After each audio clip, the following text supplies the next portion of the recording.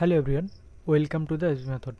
WP and KP GKPYQ season 1 এর lecture number 16। চলো শুরু করা যাক। ফার্স্ট কোশ্চেন আছে, নিচের কোনটি প্রাণী কোষে অনুপস্থিত? কোষ পর্দা, কোষ প্রাচীর, নিউক্লিয়াস, লাইসোজোম। তো প্রাণী কোষে উপস্থিত হচ্ছে কোষ প্রাচীর। নেক্সট কোশ্চেন, কোন প্রকার কোষ বিভাজনকে হ্রাস বিভাজন বলে?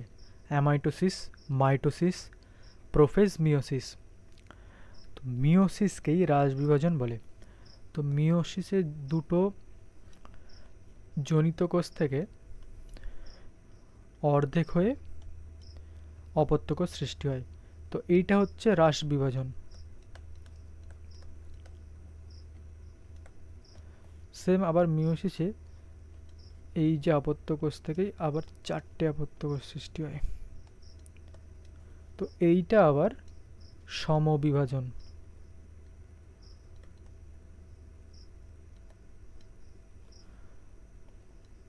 অপত্য কোষ।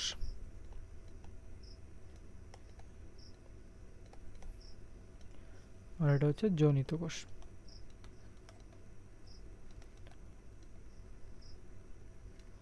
তাহলে মিওসিসকেই হ্রাস বিভাজন বলা হয়। নেক্সট কোশ্চেন, তরলের সান্দ্রতা তাপমাত্রা বৃদ্ধির সঙ্গে বৃদ্ধি পায়, তাপমাত্রা বৃদ্ধির সঙ্গে হ্রাস পায়, তাপমাত্রা হ্রাসের সঙ্গে সঙ্গে হ্রাস পায়, কোনো পরিবর্তন হয় না। তো তরলের সান্দ্রতা তাপমাত্রা বৃদ্ধির সঙ্গে হ্রাস পায়। নেক্সট কোশ্চেন, হাইড্রোজেন বোমা কোন নীতির উপর ভিত্তি করে তৈরি করা হয়েছে? নিউক্লিয় বিভাজন, নিউক্লিয় সংযোজন, তেজস্ক্রিয়তা, আয়নাইজেশন। তো নিউক্লিয় বিভাজনটা হচ্ছে পারমাণবিক বিদ্যুৎ কেন্দ্রে যে শক্তি উৎপাদন করা হয় সেটাই নিউক্লিয় বিভাজনের সাহায্যে। আর হাইড্রোজেন বোমা এবং যে সূর্য এবং অন্যান্য যে নক্ষত্র তাদের শক্তি উৎপাদন করে এই নিউক্লিয় সংযোজনের মাধ্যমে। তো নিউক্লিয় বিভাজনে কি হয়? পারমাণবিক বিদ্যুৎ কেন্দ্র যে শক্তি উৎপাদন, পারমাণবিক বিদ্যুৎ কেন্দ্রে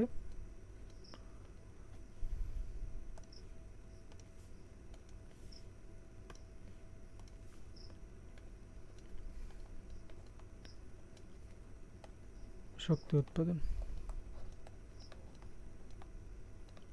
নিউক্লিয় বিভাজনের মাধ্যমে।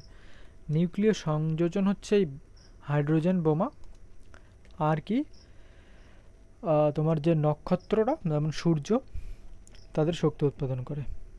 তাহলে সূর্য ও অন্যান্য নক্ষত্র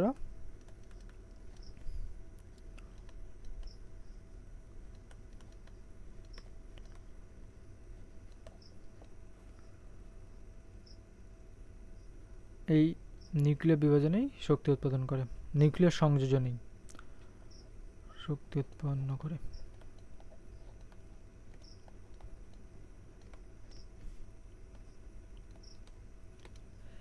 নেক্সট কোশ্চেন, ওয়াশিং সোডা এর রাসায়নিক নাম কি? Sodium chloride, sodium hydrogen, sodium carbonate আর সোডিয়াম হাইড্রোক্সাইড। তো ওয়াশিং সোডা হচ্ছে সোডিয়াম কার্বনেট, Na2CO3। আচ্ছা, বেকিং সোডা কি? বেকিং সোডা এর রাসায়নিক নাম কি?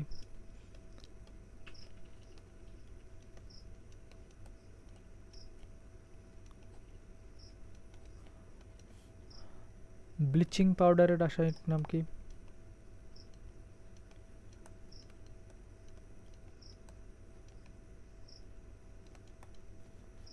শুষ্ক বরফ।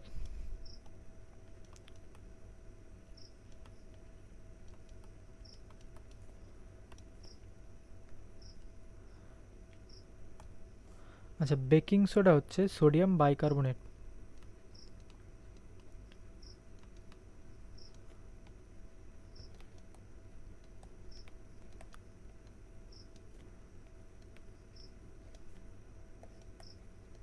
NaHCO3।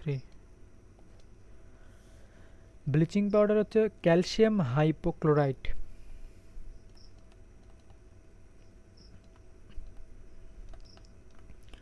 Calcium hypochlorite.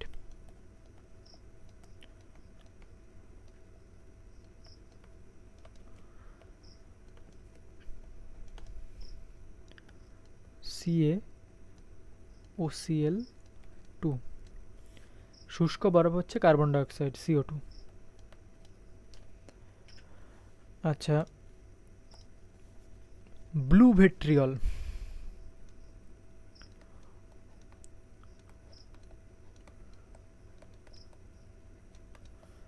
তারপরে চুন জল বা কলিচুন,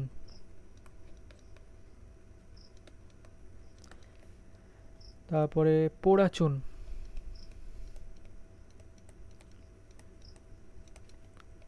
বা কুইকলাইম,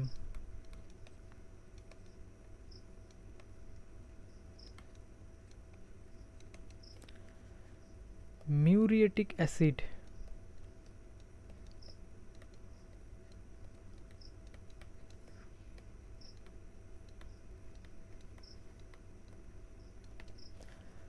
জিপসাম। এদের রাসায়নিক যে নামগুলো কি কি দেখো। তো ব্লু ভিট্রিয়াল হচ্ছে copper sulphate,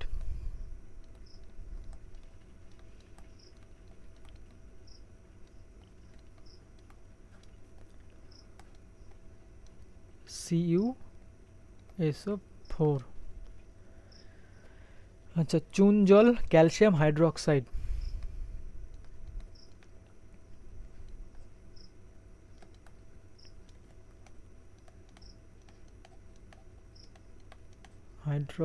hydroxide.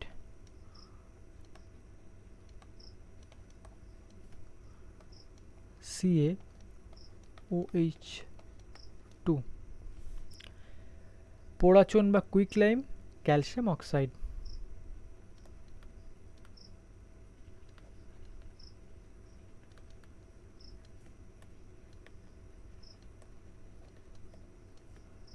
CaO।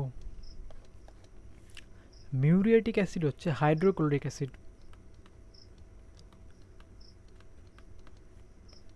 Chloric acid.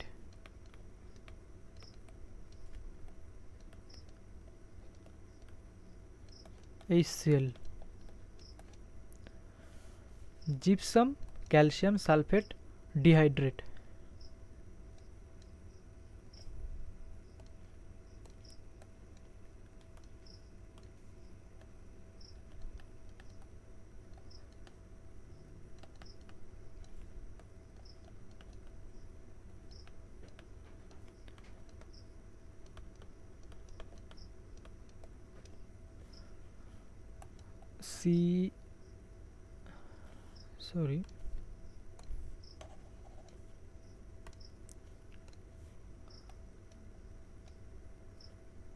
CaSO4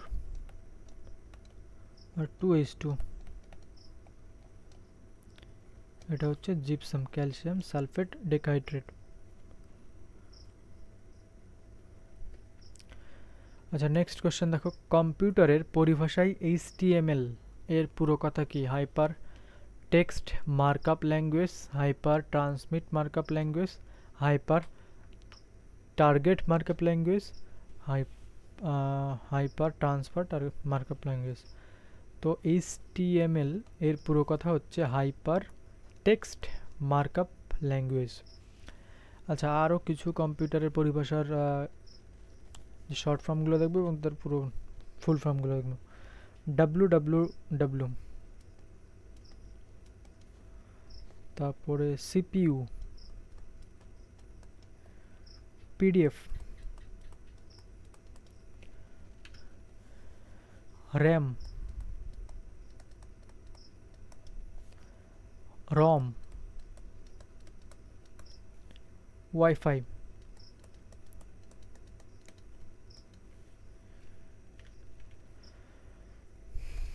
তো দেখো, WWW world wide web,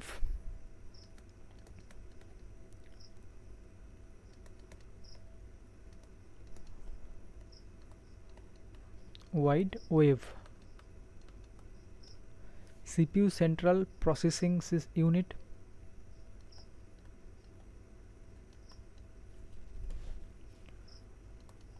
central processing unit. PDF portable document format.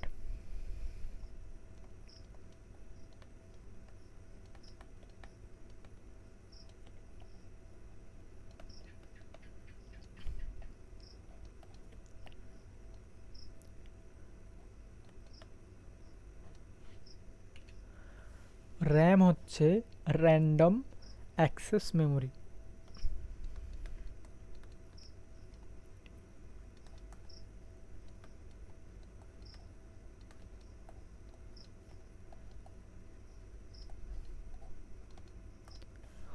রম রিড অনলি মেমোরি।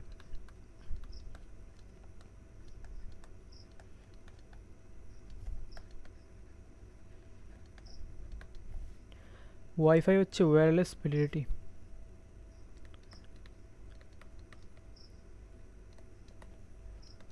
ফিডেলিটি। আচ্ছা, এইচটিটিপি। টিটিপি এর পুরো কথা হচ্ছে hyper text transfer protocol. Hyper text transfer protocol.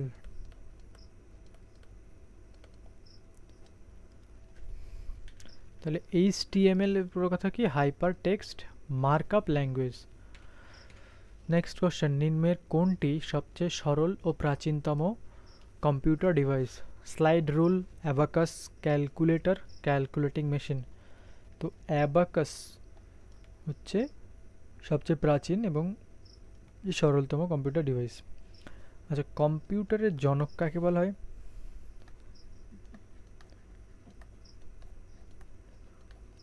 কম্পিউটারের জনককে Charles Babbage.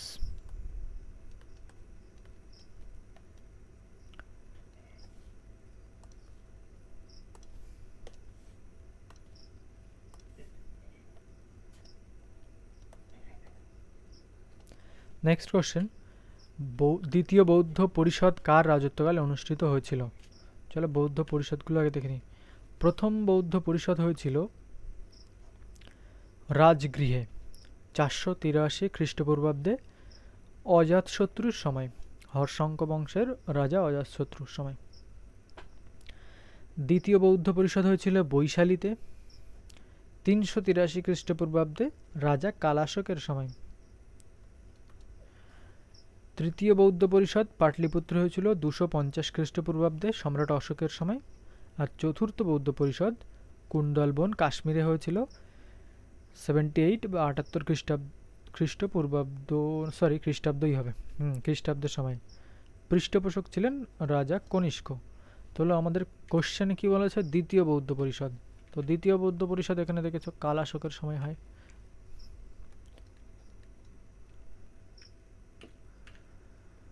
Next question, কে মেহরুলি লোহার স্তম্ভটি নির্মাণ করেন?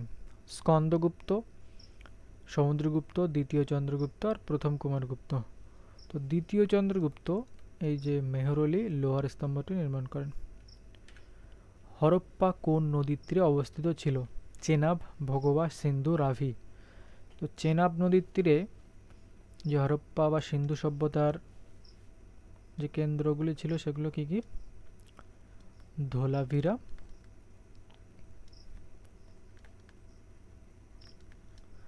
আর মান্ডা।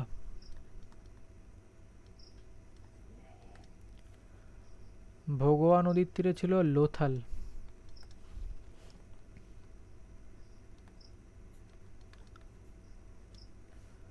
সিন্ধু নদীর তীরে ছিল মহেঞ্জোদারো।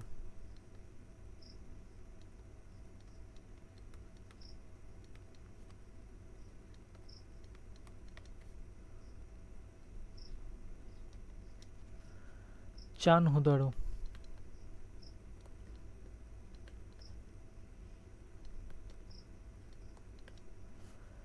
কোট দিজি।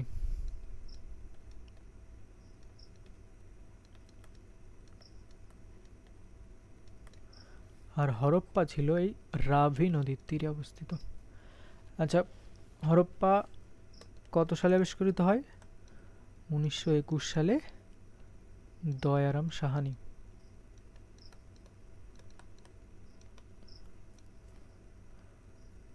আচ্ছা, সাহানি দন্তস্ব হবে, সরি।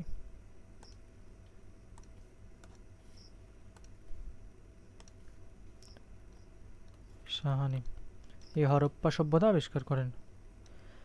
কোথায় ছিল? পাকিস্তানের পাঞ্জাব প্রদেশে হরপ্পা। আর রাখাল দাস বন্দ্যোপাধ্যায় 1922 সালে মহেঞ্জোদারো আবিষ্কার করেন। 1921-এ হরপ্পা আর 1922-এ রাখাল দাস বন্দ্যোপাধ্যায়।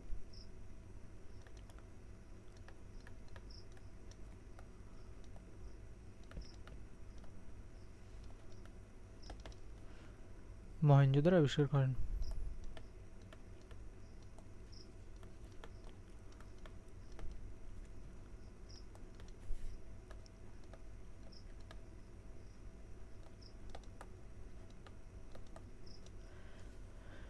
তাহলে হরপ্পা হচ্ছে রাভি নদীর তীরে ছিল, আর মহেঞ্জোদারো ছিল সিন্ধু নদীর তীরে। নেক্সট কোশ্চেন দেখো, সিন্ধু সভ্যতা কোন যুগের সভ্যতা? তাম্রপ্রস্তর যুগ, লৌহ যুগ, প্রস্তর যুগ আর ব্রোঞ্জ যুগ। তো সিন্ধু সভ্যতা হচ্ছে ব্রোঞ্জ যুগের সভ্যতা। নেক্সট কোশ্চেন, নিম্নলিখিত কোনটি 23তম জৈন তীর্থঙ্করের প্রতীক? ষাঁড়, হাতি, সর্প, সিংহ। তো প্রথম তীর্থঙ্কর কে ছিলেন? ফার্স্ট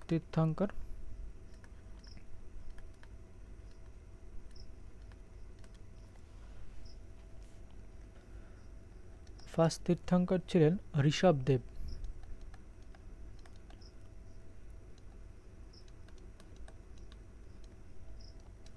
তার প্রতীক ছিল ষাঁড়।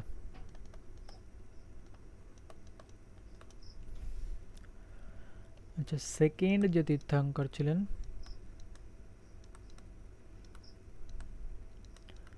তিনি হলেন অজিতনাথ।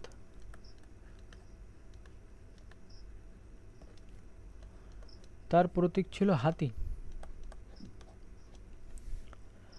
আর ইম্পর্টেন্ট 23rd যে তীর্থঙ্কর ছিলেন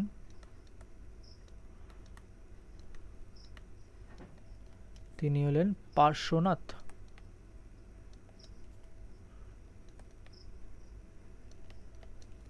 সর্প ছিল বা সাপ তার প্রতীক। তাহলে 23তম তীর্থঙ্কর ছিলেন তীর্থনাথ, আর তার প্রতীক ছিল কি? সাপ। 24তম তীর্থঙ্কর ছিলেন মহাবীর।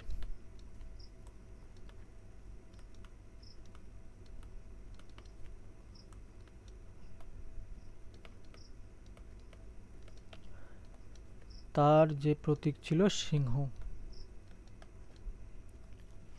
নেক্সট কোশ্চেন, কোনটি বিশ্বের সর্বশ্রেষ্ঠ জাহাজ প্রেরণকারী খাল? পানামা খাল, সুখাল, সুয়েজ খাল, কোল খাল।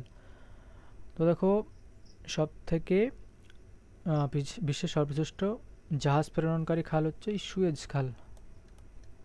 সুয়েজ খাল মিশরে অবস্থিত, আর লোহিত সাগর ও ভূমধ্যসাগরের মধ্যে আছে সুয়েজ খাল। লোহিত সাগর এবং ভূমধ্যসাগর।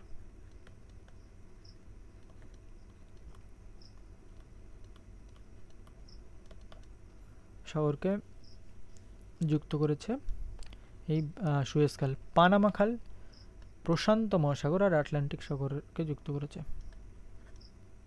বলা হয়।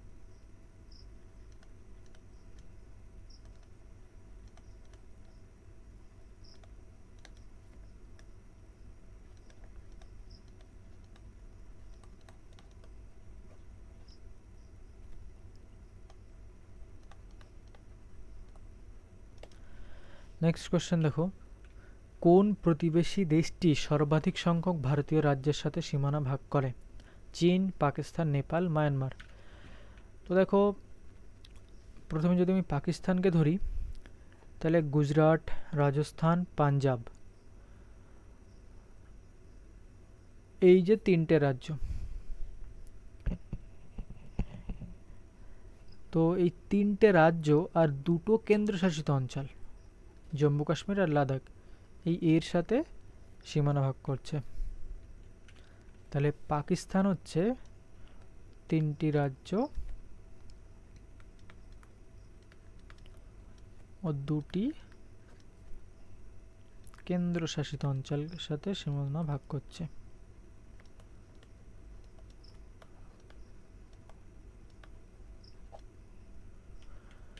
আচ্ছা, চীন দেখো, এদিকে লাদাখ কেন্দ্রশাসিত অঞ্চল, আর কটা রাজ্য দেখো, হিমাচল প্রদেশ, উত্তরাখণ্ড, এদিকে সিকিম আছে, আর অরুণাচল প্রদেশ। তাহলে চারটি রাজ্য এবং একটি কেন্দ্রশাসিত অঞ্চলের সাথে সীমানা ভাগ করছে কি চীন। চারটি রাজ্য ও একটি কেন্দ্রশাসিত অঞ্চল।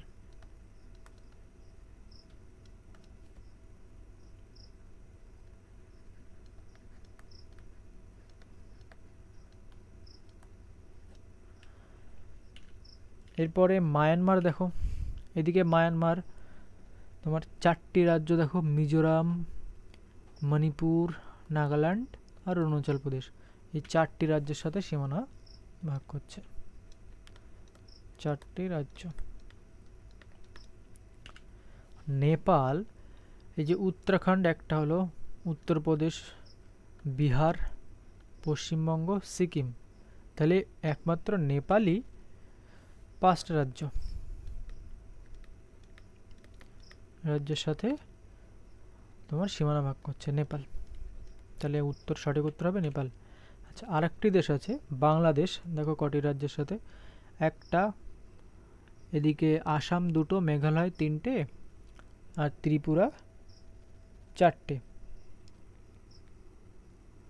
আর মিজোরাম একটা, পাঁচটা। তাহলে নেপাল আর বাংলাদেশ হচ্ছে পাঁচটা রাজ্যের সাথে সীমানা ভাগ করছে, নেপাল এবং বাংলাদেশ।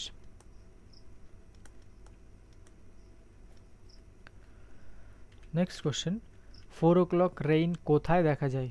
নীল নদ অববাহিকায়, ব্রহ্মপুত্র অববাহিকায়, অ্যামাজন অববাহিকায়, হুয়াং অববাহিকায়। তো নীল নদ অববাহিকায় 4 o'clock রেইন দেখা যায়, বিকেল 4টের সময় যে বৃষ্টিপাত হয় তাকে 4 o'clock রেইন বলা হয়। কাকে আধুনিক ভারতের চিত্রশিল্পের জনক বলা হয়? অবনীন্দ্রনাথ ঠাকুর, নন্দলাল বসু, রাজা রবি বর্মা, রাজা রামমোহন রায়। তো আধুনিক ভারতের চিত্রশিল্পের জনক বলা হয় রাজা রবি বর্মাকে। এনার নিয়ে একটা বায়োপিক তৈরি হয়েছে, এনার বায়োপিক হচ্ছে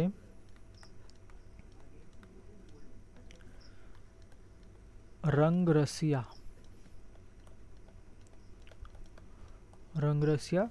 রণদীপ হুড্ডা এনার বায়োপিক করেছে।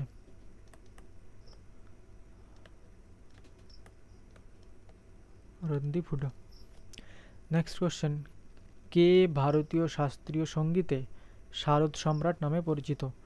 তো শারদ সম্রাট কাকে বলা হয় ভারতীয় শাস্ত্রীয় সঙ্গীতকে? পণ্ডিত রবিশঙ্কর, আমির আলী খান, আমজাদ আলী খান, কিষান মহারাজ। দেখো, আমজাদ আলী খানকেই বলা হয় ভারতীয় শাস্ত্রীয় সঙ্গীতের সম্রাট, শারদ সম্রাট, মানে শাস্ত্রীয় সঙ্গীতে শারদ সম্রাট বলা হয়। আচ্ছা, তাহলে শারদ আর কে কোন কোন বিখ্যাত ব্যক্তিত্ব শারদের বাদক তারা দেখো।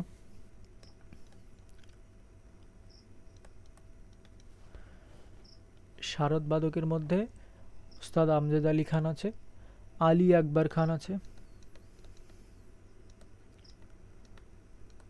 আকবর খান, বুদ্ধদেব দাশগুপ্ত আছে,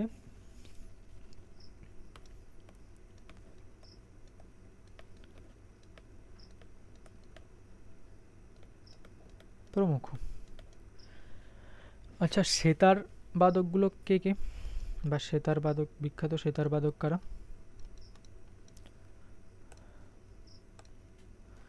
সেতার বাদকে আছে পণ্ডিত রবিশঙ্কর।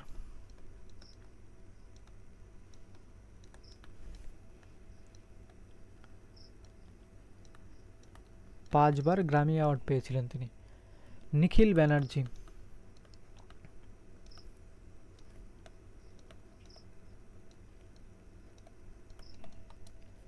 বিলায়েত খান।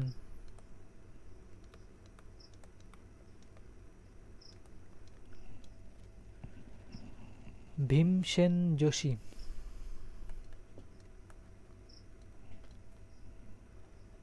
ভীমসেন যোশী। তবলা বাদক আছে কারা বিখ্যাত? বিখ্যাত তবলা বাদক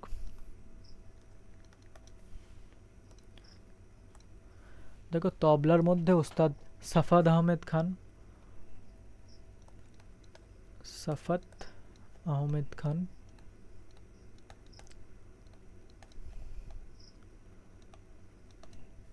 স্বপন চৌধুরী।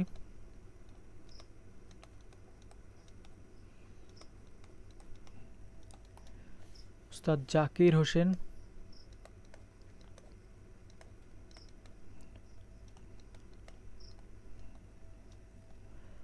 আল্লাহ রাখা খান।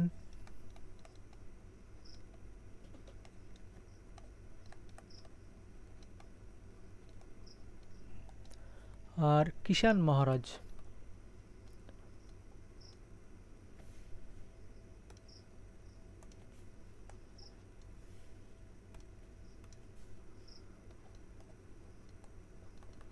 কিষান মহারাজ।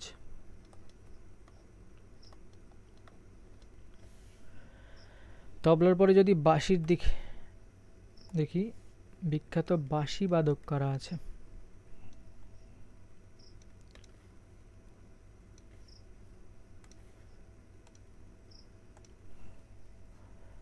পান্নালাল ঘোষ।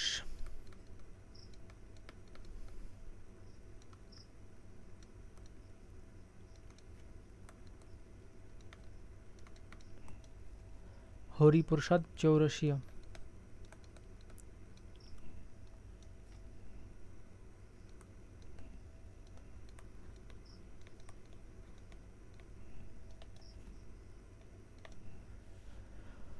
প্রমুখ। আচ্ছা, সানাই বাদক, বিখ্যাত সানাই বাদক আছে উস্তাদ বিসমিল্লাহ খান। সানাইতে আছে উস্তাদ বিসমিল্লাহ খান। বিসমিল্লাহ খান।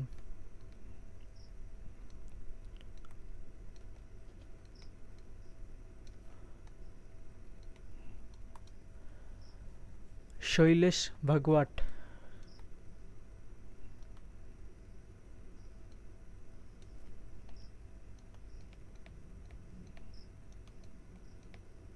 সানাই বাদকেরা।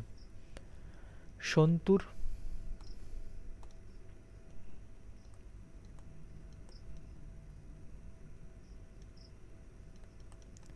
বিখ্যাত সন্তুর বাদক হচ্ছেন পণ্ডিত শিবকুমার শর্মা।